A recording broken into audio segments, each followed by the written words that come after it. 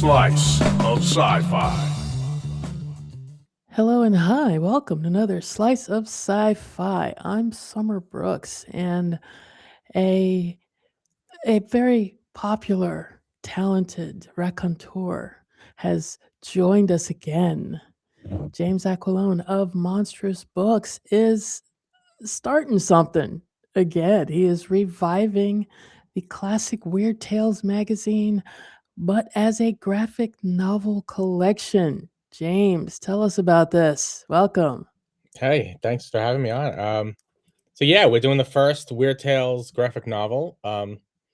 Weird Tales magazine started over 100 years ago, so I think it was about time that they Mhm. had a comic. And it's strange that they never had it, and actually, there's never been a dedicated Weird Tales comic, but many of the stories that were in Weird Tales were at one time adapted into comic book form. So, what sparked the idea to revive it as a graphic novel rather than, just say, hey, this is a new chapter of the magazine? Well, Weird Tales still publishes. They publish, the regular magazine. It kind of was revived again. I mean, Weird Tales is revived every few years. Uh, the original run was from 1923 to like 1954, 1955, and then it wasn't around for about 30 years, and then like the late 80s they revived it again, and then since then it's kind of come and gone. The latest incarnation is now headed by Jonathan Maberry. He's the editor. I'm the managing editor. So that helped. So for many years I've been pestering them to do a graphic novel, and they just finally gave in, and then they said, "All right." So that's how we got to where we are now. So, you've been persistent in your pestering, is what you're saying. Yeah, yeah. So I've been doing pretty well on Kickstarter. So I think that finally convinced them, and I said, it makes sense to do a Weird Tales graphic novel. Um, and I've been doing this on Kickstarter now for a few years. So so I guess then they finally said, "All right, let's do it." And I'm very happy that they agreed to do it, and it's so far it's going pretty well. We have the pre-landing page up, and we have over 1,300 followers so far. So, talk about putting together a Weird Tales graphic novel because you need the stories and you need the artwork. Hmm. And, you've got a lot of experience putting together graphic novels. There's like the Kolchak one, which kind of won some awards. And I think it was a Shakespeare Unleashed, was it? That was the prose book, but we did like a companion like mini comic with that. Right. But the you've you've done this several times before with putting together stories and art and doing this for Weird Tales, which is a well-established prose outlet. Talk about the inspiration for what kind of art you wanted to see for these stories you were going to put in this graphic novel. Yeah, I knew like if we did this, it'd have to be like a big deal that we'd have to make it bigger and better than anything else I had done. So it was important to get great writers involved and great artists involved, and you know Weird Tales was an early pulp magazine, and there was artwork in there that every story came with like a piece of art. Before the story. But it was also very well known for its covers. Margaret Brundage was a very famous cover artist, and the Weird Tales covers are pretty iconic. So yeah, we knew had to do something pretty big and pretty awesome. So I just it's just a matter of feel. So it was like who fits this story or this type of mood.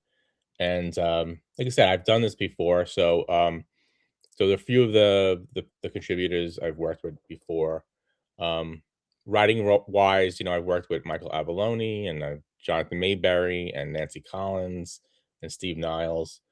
Um, some of the artists I've worked with before too, like J.K. Woodward, his work lend itself very well to Weird Tales because he has like this. It's kind of like he paints his work and it has a very realistic but kind of very moody um look to it. So I thought his stuff would be perfect for Weird Tales, and he's illustrating Jonathan Mayberry's story, and Jonathan is adapting a Ray Bradbury story. So that was the other thing too, is that we wanted to adapt some of the classic stories from Weird Tales, and so we wanted to include some of the big name writers that really started with Weird Tales, like Lovecraft and Robert E. Howard and Ray Bradbury and C.L. Moore. How long did it take to pick those classic stories from those authors that you wanted to see in this hopefully first volume? That actually took a really long time, and that was one of the things that was kind of holding us up from starting this project, because we were like, oh man, it's there is 100-year history with Weird Tales, so they have a lot of amazing writers that started with Weird Tales, Mhm. and their careers began there. So that was a really tough process to try to figure out um, what to include in there, what not to include. We didn't want it to be like all Lovecraft or all like Lovecraft or Robert E. Howard, so we wanted to have a pretty nice variety. Because Weird Tales, I guess now it's probably it's best known for like weird fiction and horror, but Weird Tales was involved in pretty much every subgenre, and you can probably make an argument that those subgenres even started or became popularized through Weird Tales. So Weird Tales had space opera, and it had fantasy, and of course it was sword and sorcery started with Weird Tales, and it has the horror and the weird fiction. So we just kind of went down the list of Lovecraft and Robert E. Howard and Bradbury, and then saw what stories were available also to license, or were in the public domain, or that Weird Tales had owned, and we just kind of started whittling it down from there. Um, and we want to represent all those different subgenres. So we have C.L. Moore's Shambleau, which is a very early space opera story. We got a Robert E. Howard story. We have a Lovecraft story that we're doing. And we had Michael Avalone, who, David Avalone's father, who was a very well-known pulp writer uh, back in, starting in the 50s. So one of his first short stories was published in the original run of Weird Tales. So that's a fantasy story. And I thought that was also, you know, one of the things we wanted to do was get stories that maybe there was some personal connection there. So, having David Avalone adapt his father's own story, I think was a nice thing to have in the book. And David had said to me a couple of years ago that he was interested in adapting that story, and he always wanted to see that as a comic. So, that was a kind of a no-brainer then when we came up with this project to include that. And Jonathan Mayberry had a personal connection to Ray Bradbury. He was mentored by him as a kid. So then we knew, we had to, connect Jonathan to Ray, and so that it's just kind of a matter of this going with the big list and then whittling it down, and that's how we came up with this, which I think is a pretty nice sampling of like Weird Tales history. With all these stories that we have, which is I think it's 10 stories we're gonna have. Nice.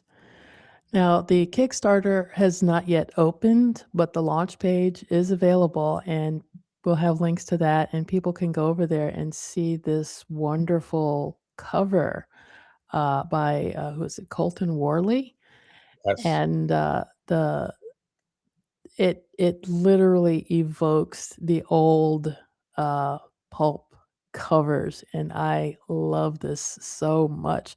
But this isn't the only cover for volume one. You have multiple covers. Talk about getting the art for these covers, because you expect Weird Tales to have a certain look and Mhm. just impact. Not so much style, but just sort of a visual impact.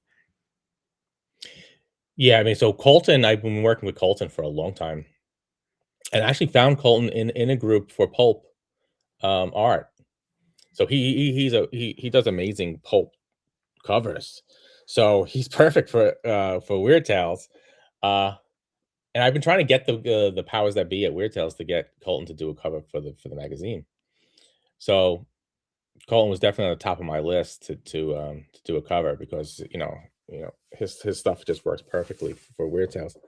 So Colton did one cover. He did a Dr. Satan cover. Dr. Satan was a character in one of the in the early run of Weird Tales. There was several stories based on the Dr. Satan character, and Dr. Satan looked a lot like Batman, but before Batman existed, just early 30s. Um, and the other two covers we have Kelly Jones, who did a cover. He did a crazy cover that was kind of inspired by Margaret Brundage. If you know anything about Margaret Brundage, it was a lot of scantily clad women. It was in some kind of in some kind of danger on the cover. Yeah, So a pulp standard.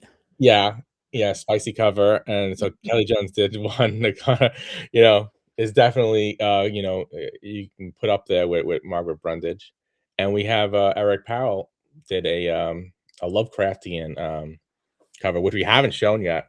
So we've shown the Kelly Jones cover, and we've shown the Colton Worley cover, but Eric Powell I think that's gonna be revealed, on the day of the launch.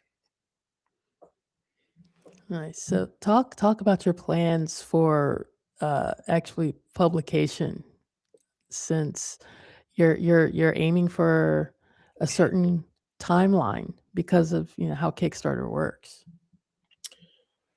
We're about halfway done already, so many of the stories are already completed. So I'm hoping that we can get it done soon. Um, when you do anthologies, though, you never know because it just takes sometimes one person Mm. to to lag behind and hold everything up. So I'm hoping that I would love to see it out by the summer for backers, and then possibly it would be available for general distribution in the fall. That's my hope, but it doesn't always work out that way with these projects because when we do the Kickstarters, we're doing it so early in the process. So it's always like, and anything can happen. Sometimes we're usually on time. So usually when we say here's our estimate of when it's going to be delivered, we usually hit that. Sometimes we're a little bit late. My last call check campaign is it was been a couple of weeks late. I'm getting a lot of death threats and then people get very No. unhappy. Well, that's good because they're very eager and they want the book. So I'm getting a lot of messages. Where's my book? Where's my book? So I like to avoid that this time, and hopefully we've done enough that we're well enough on the way. But we are halfway done. So I'm hoping that it would just be like a couple more months and we'll have a finished book. As a fan of Kolchak and several other historic properties, I understand the eagerness, the chomping at the bit. It's like for some fans, but calm Yeah, down, folks. He's getting to it. He's getting to it. that's right. Uh, are there any backer levels rewards that you're planning to make available that you can talk about before launch? Yeah, so the main reward is obviously the graphic novel, but it's gonna be an 8.5 by 11-inch format, so big book, and it'll be it'll only be available digitally and a hardcover Okay. for the Kickstarter. So after the Kickstarter, I mean, if we sell out, then that's it. You won't be able to get the hardcover anywhere else. When we release it to general distribution, it'll be a paperback. Um, then we have an exclusive T-shirt, which is very cool, that Zach Atkinson designed. It's a Cthulhu thing. We'll also have a special coin, a Weird Tales Cthulhu Lovecraft coin, which was also designed by Zach. We'll have some of the old issues of Weird Tales also available. I'm hoping we'll have some original artwork also available. But I'm trying to keep it simple, not too many rewards. That was one of the Mhm. problems with the last Cold Check uh, campaign. We did a lot of rewards, so it's we got it all done. I was just, right now, the only thing that's holding up is that I didn't get all the books from the printer, which is supposed to come any day now. But I think sometimes I think some of the Kickstarters do too much, and there's so many rewards, and then you don't even know what to pick because there's like 35 rewards, and then doing fulfillment, it slows it down because now you have people who make it, their order is like there's like 100 different things, and it just so I wanted to do something simple. Just, you got the book, we got like 3 or 4 really cool pieces of merchandise, and hopefully that'll make my life simple when I have to ship all this stuff out. Any signed items like book plates or anything like that? Yeah, I think we're gonna probably have some, not book plates. We'll probably have, the actual, the book, signed by a few people if they agree. Cool, cool. So when's the official launch date? I think it's Monday, the 16th, February 16th. All right, so we'll have that information out there, and the current pre-launch page for the Kickstarter is up and available. If I see right here, there's actually a list of some of the stories that are available. So we'll have people go to the Kickstarter and see what they can look forward to. Are there any other projects that you're currently working on, like pre-launch, or ideas that you can talk about? Oh, yeah, there's always other projects. There's always a ton of projects. So the other big project after this, or that I'm, yeah, actually working on and almost finished with, is a Creep Show. So we're doing a Creep Show prose anthology, based on the Shudder TV series. So that won't be a Kickstarter though. That'll be just released directly to bookstores and online retailers. And the Creep Show book will come out in May, I think May 29th of this year. And we're all those stories are in, and right now it's just getting formatted, and I'm hoping in a couple of weeks that'll be finished, and then we'll, after this Kickstarter, then we'll start promoting that really hard. But that should be really cool. Great, great. So, where's the best place for people to find out more about this project and your work other than the Kickstarter page? You can go to monstrousverse.com, and that's where you'll get all the links, and you can pick up books and all that good stuff. Yeah. And where's the best link for people to go check out Jonathan's Weird Tales Rebirth? Weirdtales.com. Weirdtales.com. Yeah. Cool. Yeah, and you can purchase copies of the current magazine there. And they put out like a magazine about 3 times a year now.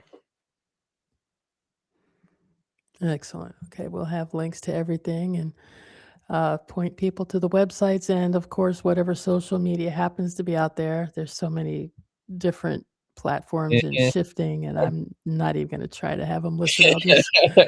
I'll just copy them from the website. So, James, thank you so much for Cool. sharing your passion about Weird Tales magazine, Weird Tales graphic novel. It's like, yeah, so much to choose from, and it's all classic Weird Tales. I love it. Yep.